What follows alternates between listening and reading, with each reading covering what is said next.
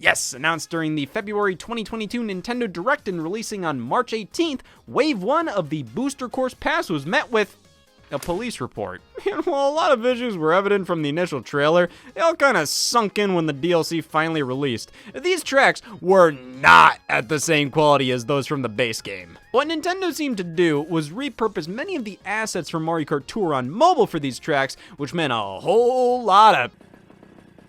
This is a little shitty. Now, none of the first 8 tracks released are bad.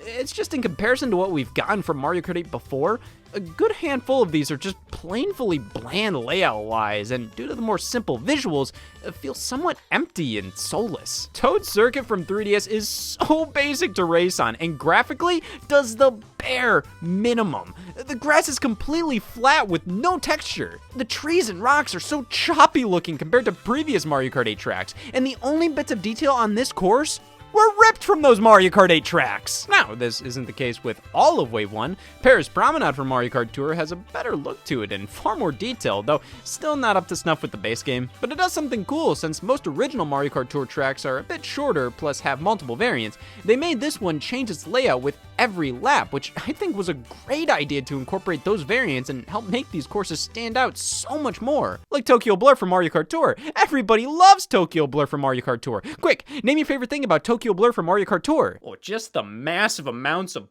Tokyo Blur energy I get from it. Ninja Hideaway from Tour is a great inclusion. It's one of the few tracks from that game that's really damn special, though its layout strangely doesn't feel as refined as other courses. It honestly feels more like a custom track a fan would make for Mario Kart Wii than an official one, but it's still quite good. Shroom Ridge DS is good, albeit bland visually.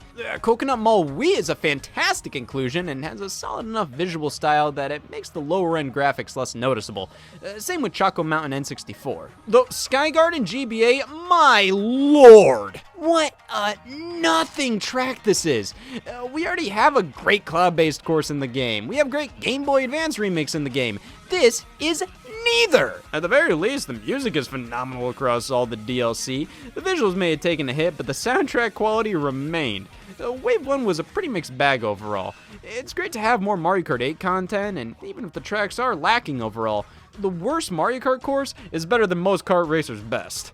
It's just half of these feel like filler. They didn't really make a ton of changes to the non-tour tracks. In fact, none of Wave 1 incorporated Mario Kart 8's main gimmick, anti-gravity, which helped make the returning tracks in the base game feel so fresh. And the only upgrades they did make to these courses were present in their Mario Kart Tour versions, which just really hit home that these are basically mobile game tracks polished up a bit to fit in Mario Kart 8. Which, yeah, you gotta admit, can be kinda deflating. But at the same time, I'd rather get these tracks than not get them at all. It's really smart of Nintendo to reuse assets like this because it's effective. It's something in demand. We've all wanted more Mario Kart content, and eventually, since Mario Kart Tour requires online to play, all that work they did to remaster tracks and make new ones will all go offline. And whenever Mario Kart Tour content was announced, everybody would go, man, why isn't this in Mario Kart 8? So they put them in here. It's probably being done by a younger development team as a training wheels project to learn track design for future Mario Kart titles. It adds value to the Nintendo Switch Online expansion pack subscription since it's included here. It just makes all the sense in the world.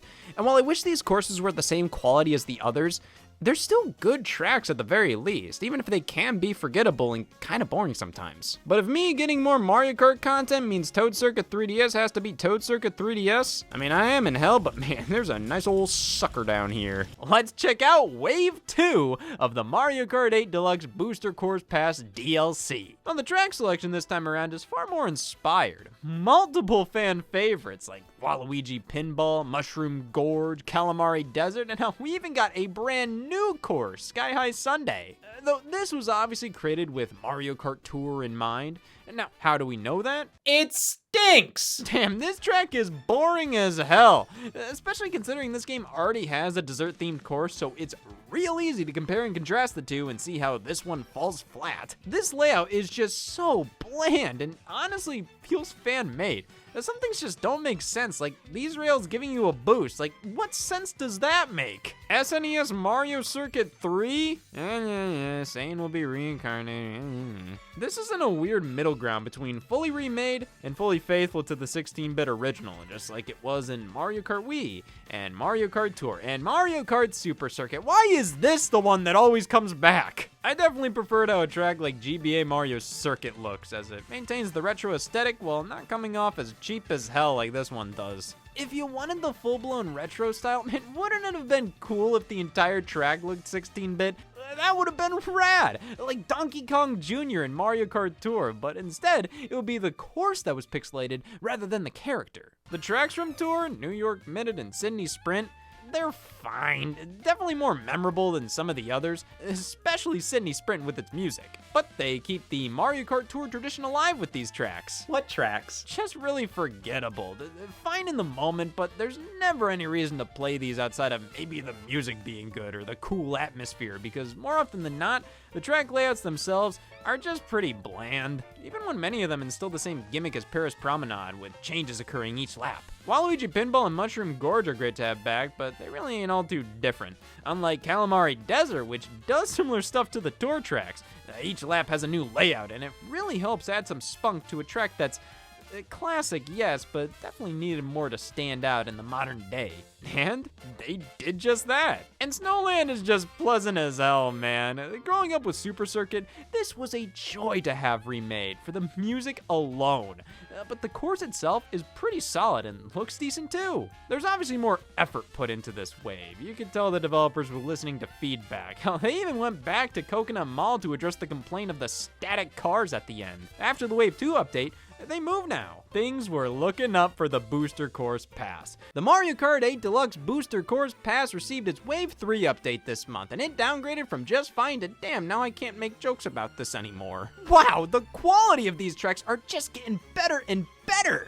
Tour London Loop and Berlin Byways are forgettable as usual, but GBA Boo Lake? They added a lake! They could have added any body of water, but they did this one for the fans. DS Peach Gardens got the biggest changes as the final lap you go through the track backwards. Wii Maple Treeway is great as always. They even brought back the half-pipe mechanic from Mario Kart Wii. While it does feel a bit shoehorned in as Mario Kart 8 wasn't built for something like this, it's still cool to have back in some way. 3DS Rock Mountain is fine. Merry Mountain from Tour is a brilliant Christmas-themed course if you don't play it. Yeah, this is one of the most boring layouts in the game. It's so damn basic compared to how crazy the visuals are. Like, oh my god, look at all this stuff going on! I wish I could look at it, but I gotta pay attention to the road.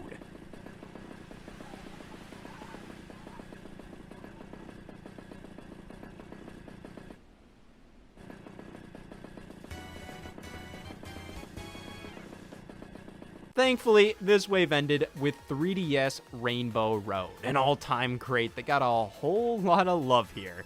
The Booster Course Pass has been a blast to follow, as it feels like you're rooting for the underdog, watching them improve over time. The $25 mobile game asset reusing DLC for one of the best-selling games of all time, Underdog. Oh my god, there's like 4 more leaves than they needed to put here. They do care!